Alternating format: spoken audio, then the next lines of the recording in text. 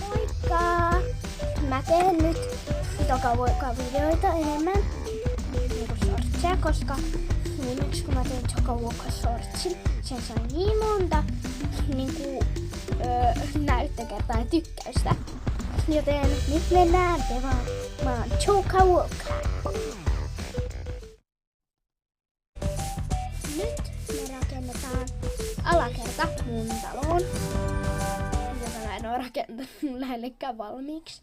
Mä voin esitellä teille toisessa videossa niinku sen, tässä on mun editointipiste niinku yläkerran, mut heippa! Nyt mä koristelen tän ja sisutan. Piu.